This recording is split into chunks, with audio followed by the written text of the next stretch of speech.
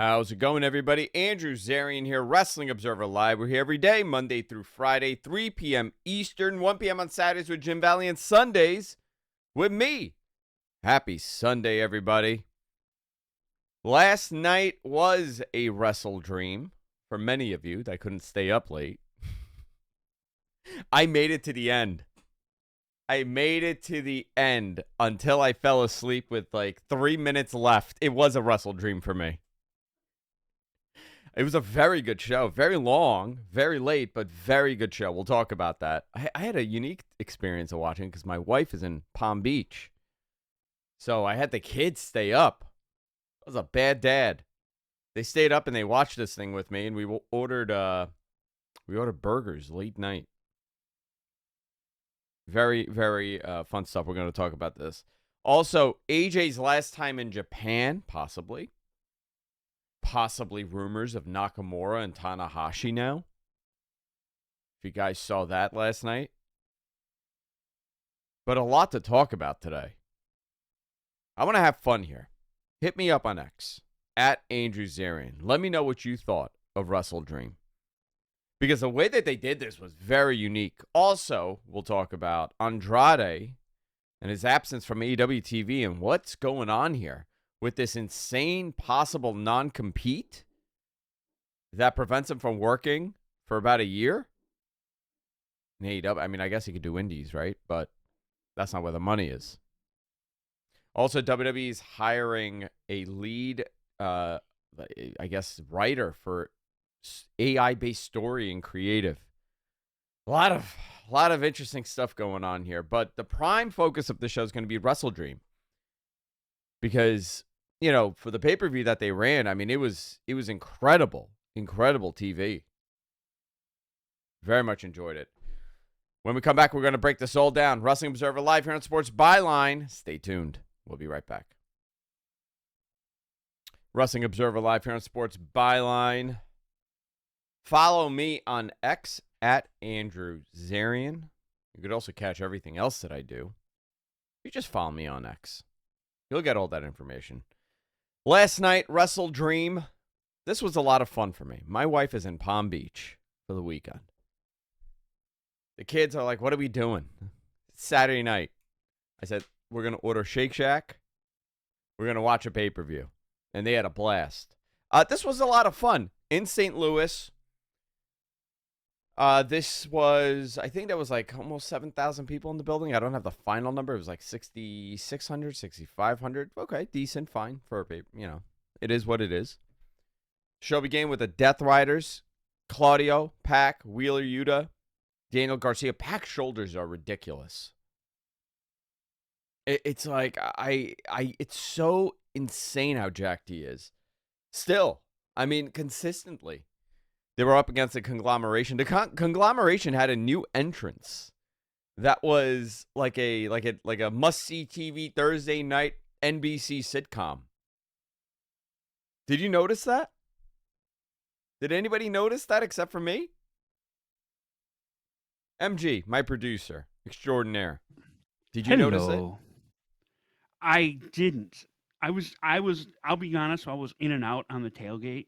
So I didn't catch everything on this, especially this match, because I was still getting settled in. Yeah, they thought the match was good though. I thought the match was great. Yeah, it was a lot of fun. Pac pinned Ishii. My kids were tickled by Ishii. They found him to be funny. They found him to be funny. They couldn't believe. They're like, "Why is that little man?" I'm like, "Watch him. He's very strong. That little man is not so little." They were tickled by Ishii. Eddie Kingston with Hook defeated the frat house, my apologies, when Hook submitted Carter. It was just there, you know, to get Eddie back in front of people. You know, this is Eddie's story. He's kind of and to establish him and Hook as a team. Yeah. Right. Well, a lot of tag teams are being established here. You know, I'm liking this. If you like tag team wrestling, you were going to love this show. The tag team matches were fantastic. Big Boom AJ and Big Justice, they were having a tailgate party in Boca. Oh, they were live from Boca. I like this. Live from Boca. That's where I'm retiring. Can't wait till I retire on Boca. They were live for a tailgate party in Boca. I guess they are. The big. I mean, they did the migration, the typical northeastern migration. New York goons eventually always end up in Florida, generally in Boca or West Palm. Can't wait. Can't wait till I become one of those lunatics that moves there. I like Florida. I don't care. I don't care what you guys say. I like Florida. My producer's yelling to me in my ear saying, can we not? This is not a geography show. Oh, they can hear me. I'm laughing at you. They can hear me. They just plugged the show. Rocky Romero came out, friend of everything that I do here. Big fan of Rocky's. And Trent, they pretty much beat up AJ, and Big Justice was crying over his daddy's beat up body. His cry had me rolling too. It was cringe. It was definitely cringe. That poor kid. Love him. I love those big guys. Big Justice and Big Boom AJ. The big boys. That should be their tag team. It was just to set up Full Gear next month. That's all it was there for. So they interviewed Charlie Thez, Lou Thesz's widow, at ringside, okay? And people were very curious because Lou would have been 109 years old. Mm-hmm. And the story, his wife and him had a 30 year age gap. And they met, I guess, when he was older in life. Lou Thez. But his wife was there. They honored her. It was nice to see. I mean, it was great. They're in St. Louis. She was having fun. She was having a great time. Yeah, she enjoyed the show. Nothing wrong with she that. said that Lou would have loved everything. I don't know. Do you think Lou Thez would have loved a fish tank in the main event? Maybe. A hard pass. Maybe. Listen, wrestling that's on that show. He would have loved the wrestling. Yeah, he would have. You talk about the difference in professional wrestling, even from the time that mid 90s. From like my peak in wrestling, mid to late 90s. It's so different. You know what I realized? There were so many Irish whips in that era of wrestling. Like, that's all it was. It was just bounce off the ropes or Irish whip into the corner. That's all the matches were. You were just running the ropes. Style changed.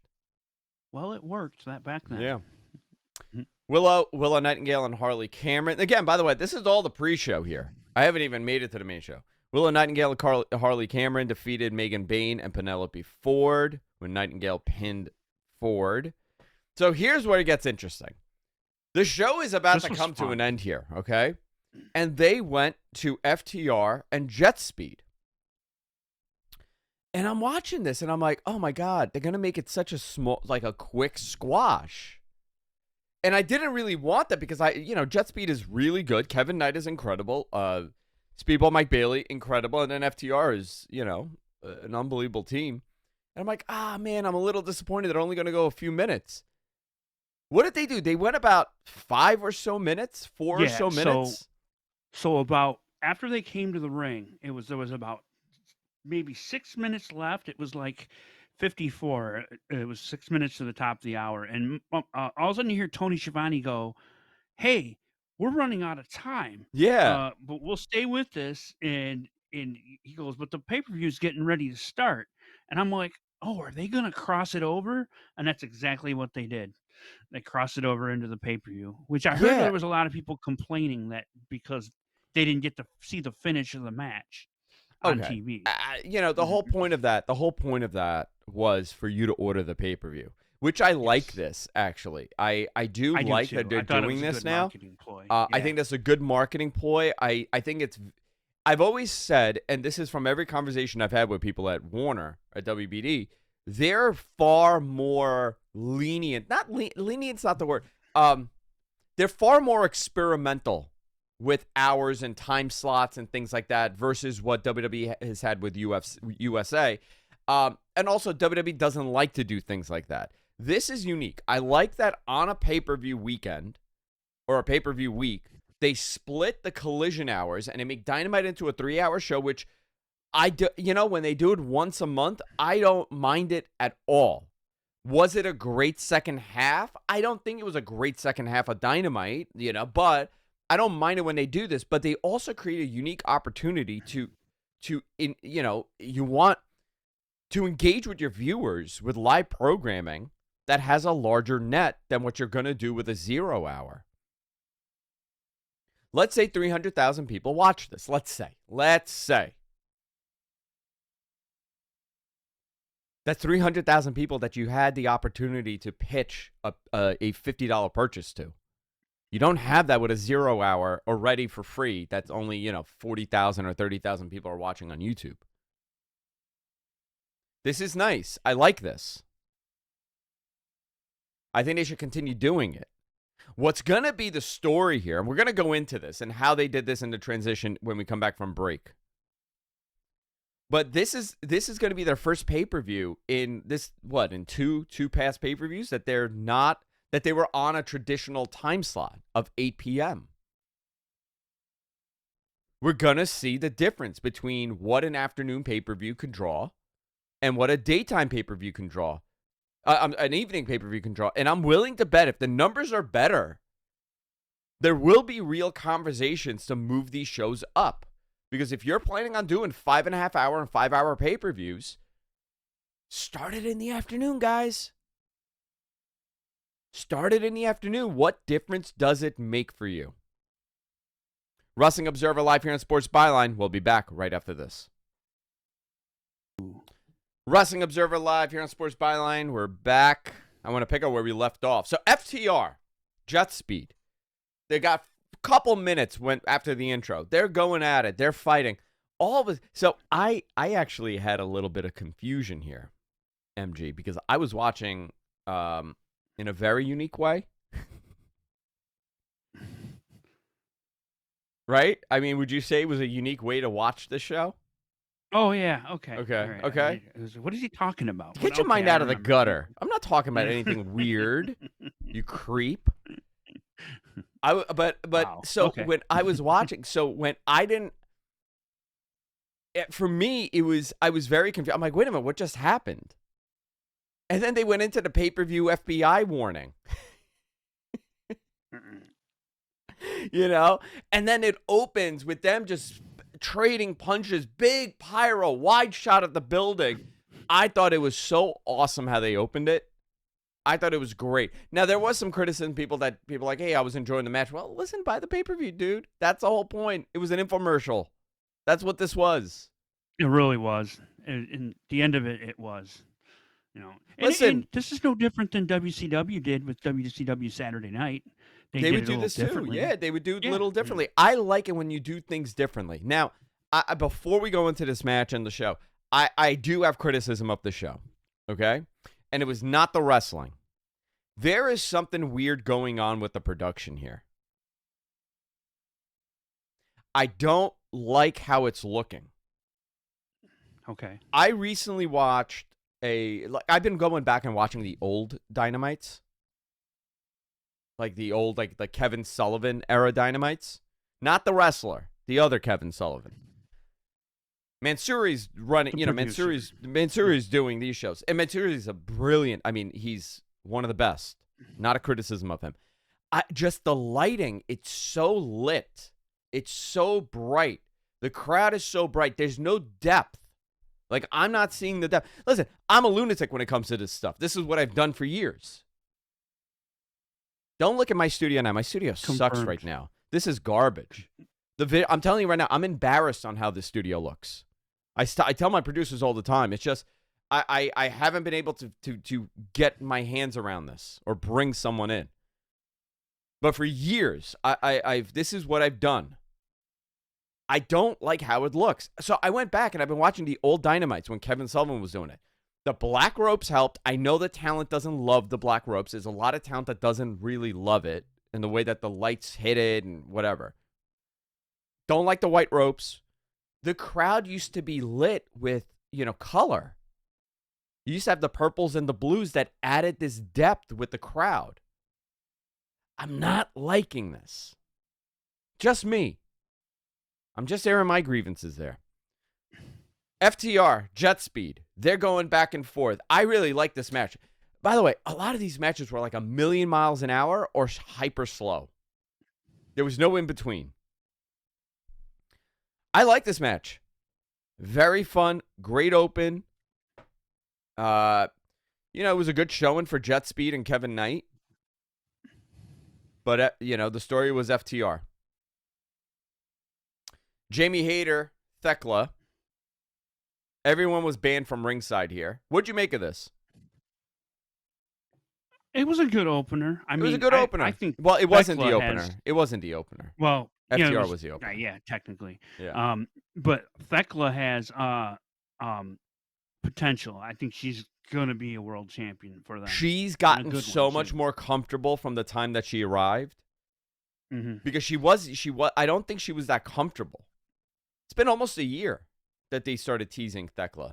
Well, she was probably worried about getting fired again. Yeah. Yeah. So, Jurassic Express defeated the Young Bucks to win $500,000. Why was the dinosaur so into the money? Did you guys notice that? He was very into that money. He really wanted that money there. They went 1,000,000 miles an hour. This is one of the best that Luchasaurus has looked. It's definitely since he came back, but in a very long time. I like that they're going back to the standards here. You got Jurassic Express back as baby faces. You got the Young Bucks as a team again. They're not doing their EVP stuff. Something unique. I like how they're doing this. Jungle Jack pinned Matt. Jurassic Express, they get up, and they were going to give the Bucks the money. I was a little weirded by that, weren't you? It was like, okay, this is confusing. I'm like, first of all, this is a lot of money, dude. And your dinosaur friend really doesn't look like he wants to give this money away. Did you guys talk about this? Because it doesn't look like you did. What does a dinosaur need money for? So they're like talking to them, and they get up, and they want to shake hands and give them money. And here comes Don Callis' family. They would attack. Kenny Omega comes in. So they attack. The Young Bucks get out of the ring, but they're like they're contemplating, like, should we help?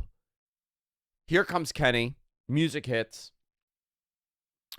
This was supposed to be, by the way, I believe this was the Kenny Omega and Ibushi match, right? Yeah, tag team match with against Alexander, and who was it going to be? Mark Davis? Yes. Okay. Kenny comes out. He tells the Bucks, like, dude, go help them. And the Bucks think about it for like a second, and they don't. So I don't know. They're going to get to a babyface turn for the Bucks. Is that this is leading into the Elite coming back. Yeah, this is leading into putting the Elite back together, which I'm all for. I think it's been enough time. You could put them together. I'm okay with that.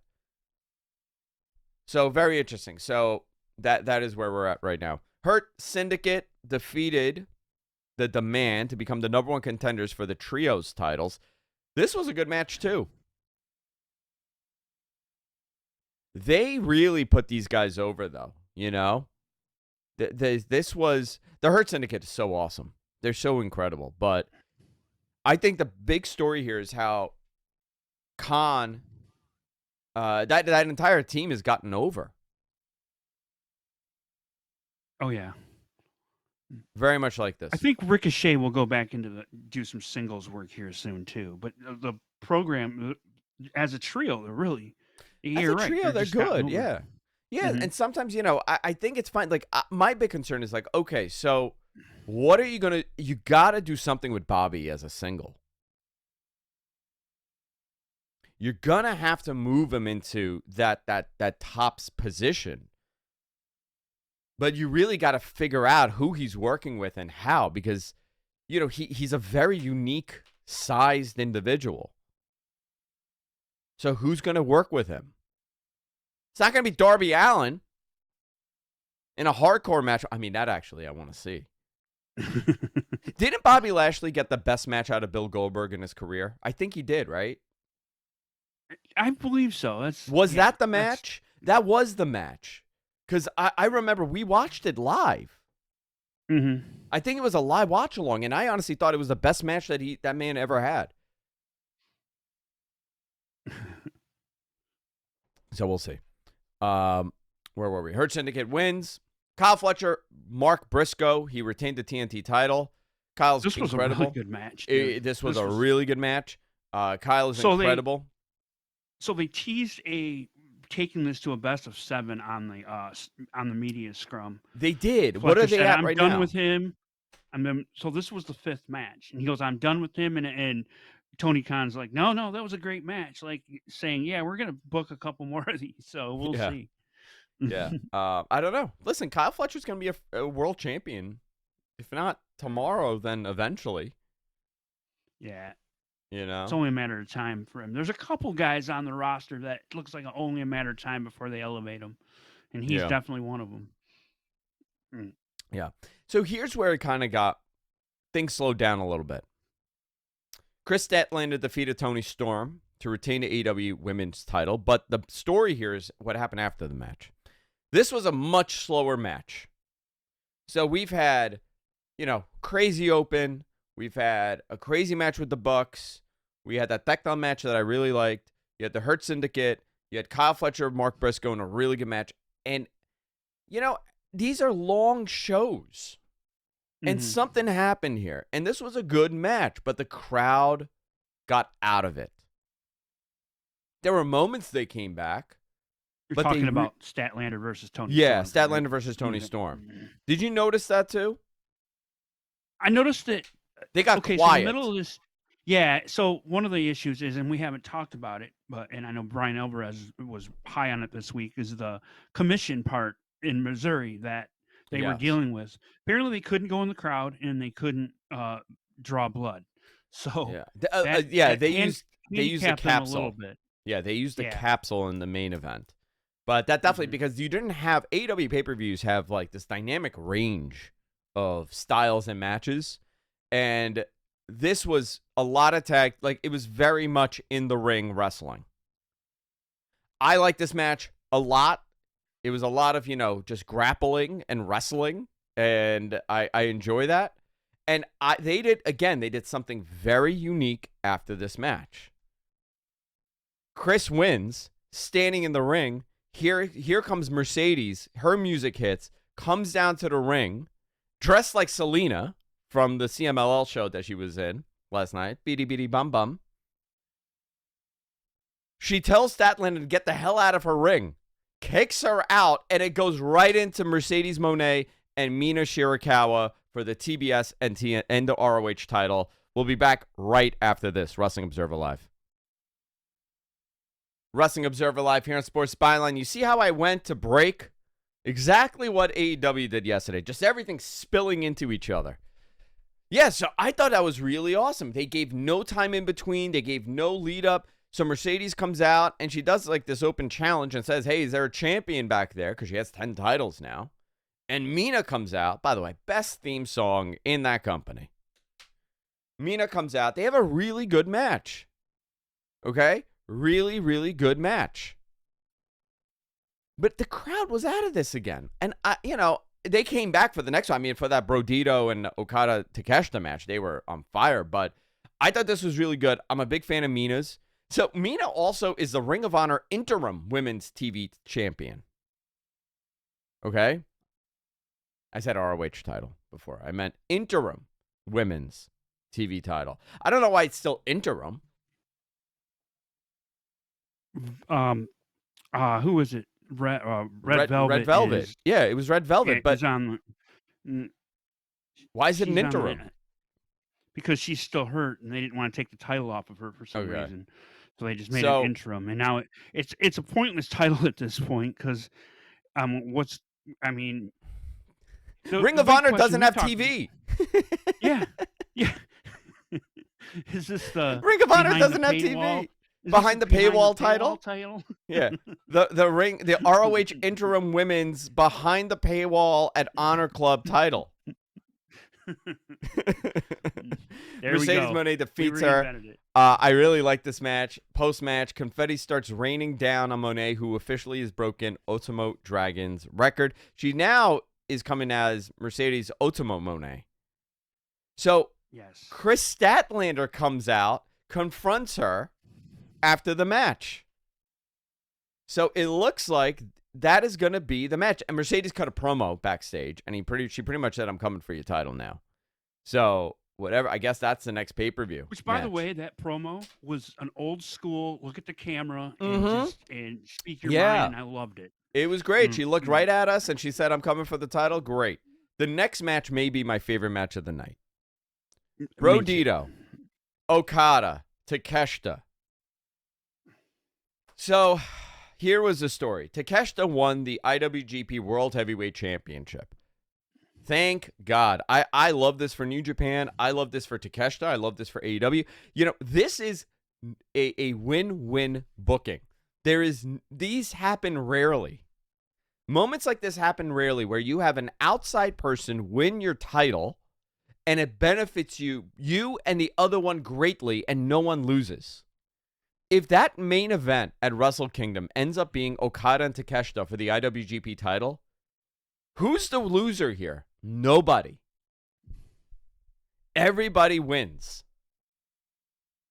I love this. I hope that's the direction they go in. Whatever they do here, maybe Okada wins that title again. Maybe Takeshita wins that title, the Okada's title. I don't know why in my head, I call it the global title. I have no idea why I've named it the global title in my head. Every time I talk about Okada's title, I want to call it his global title. I have no idea where that came from. The unified title. The unified title. Let me help you. Thank you.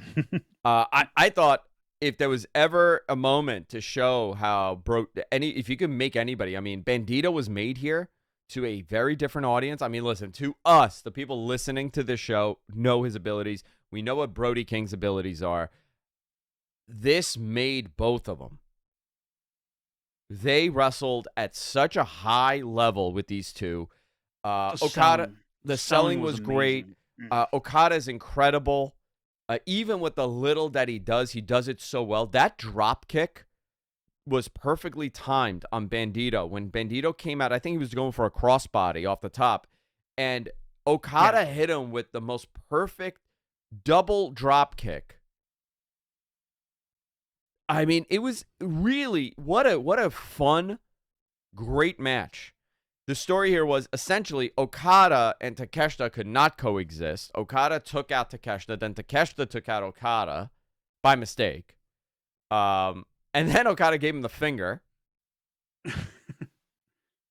That's the story here, that they're having problems.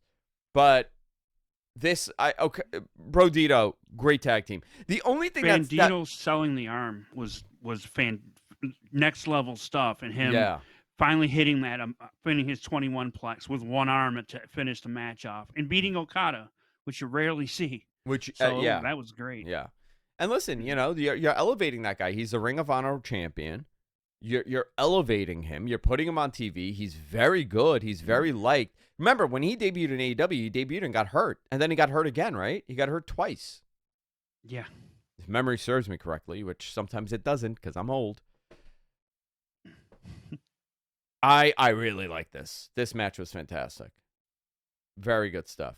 Renee Paquette was backstage and approached a visibly distraught Tony Storm. Again, the story of this match was after the match. Tony's sitting there.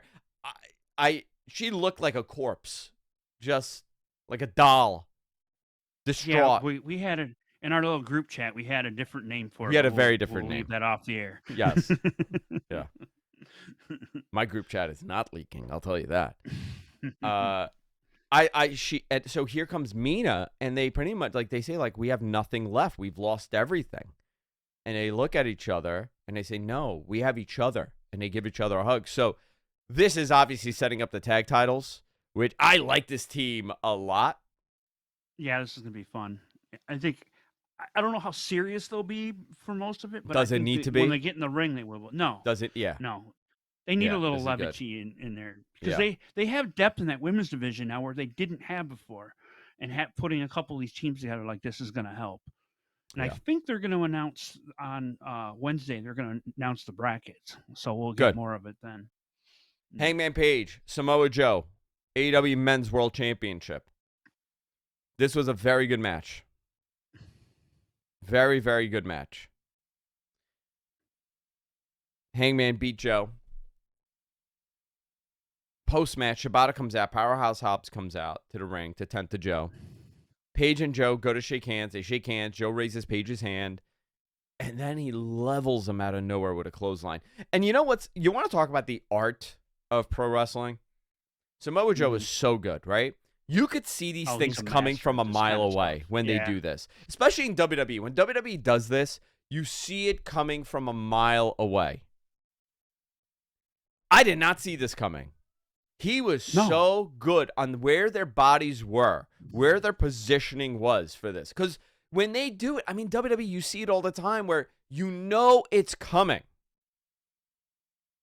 Because it's so big, right? They go, you see this guy? He's the best, right? Oh, yeah, look at this. It's so big and over the top. This was, boom, happened. So I have a question for you. Yeah. Because you've been watching New Japan way longer than I did. You watched it previous years before I got into it. My cousin gave me Misawa and Kabashi, 1996. Okay, so yes, that's when I definitely. Yeah. But so Shibata in New Japan, was he ever a heel? Shibata in New Japan, him just flipping like that. I did not see that coming. It was like, I don't think Shibata's in Japan it's different. It's different in Japan though. Like they don't like it's. Yeah, they have dastardly heels, but like Shibata was like a mercenary. He was an assassin. Okay. So like he was always very serious. Right. But a heel Shibata. The sport of it always was first, not just ruthless. Yeah. Gonna beat the crap out of you. Yes, exactly. But he was ruthless before he. So that was interesting. He broke his neck. Yeah. I did. Once I saw where they were going with it, I'm like, oh.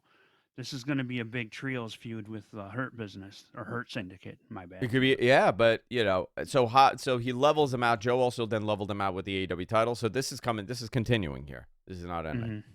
Darby Allin, Jon Moxley, main event, I Quit match. Remember, these guys could not do blood, but they did everything else. This match made you think Darby was willing to die before he would say, I quit. And, I have to tell you,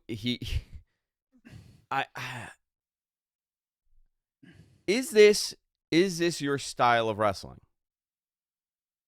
It got a little far for me. I do like a hardcore match, but I felt like, they were, when I realized, I was like, where are they going with this? Because there's nowhere else to go.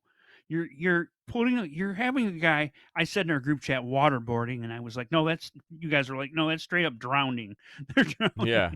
Yeah. So you had a fish tank. You had a fish tank. I thought there was gasoline in that fish tank. Yeah. Well, when I'm like, it's really clear. I bet that's 93 octane. Tony paid premium prices for this. They had a fish tank, they had a taser, they had lighter fluid. Darby got tossed into that announce table by Claudio. That spot was wild. And it was such a thud. Sting shows up.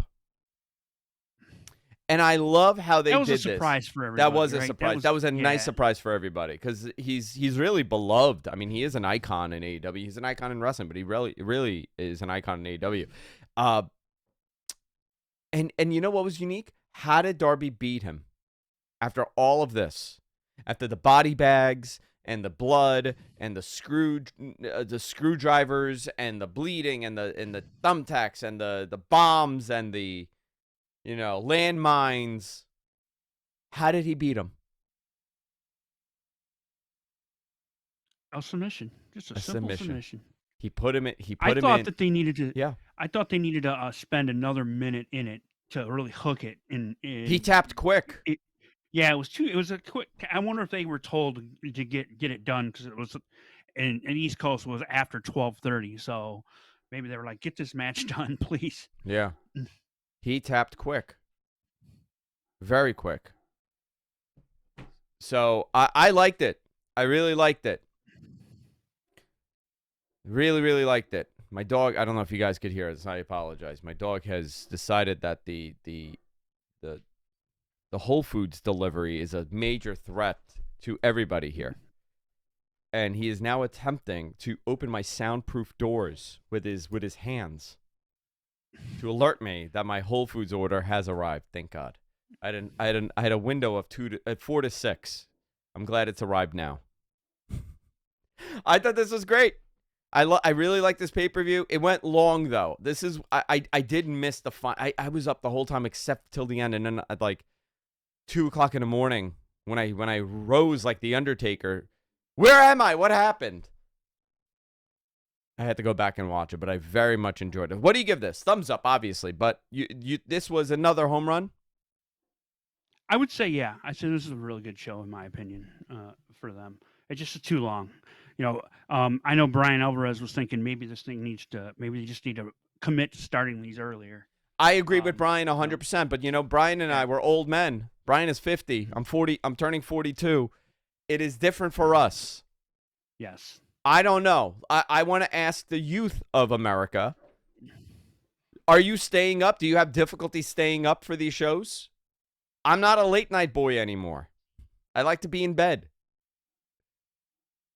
We'll talk about this a little bit more and a few other things when we come back from break. Wrestling Observer Live here on Sports Byline. Stay tuned.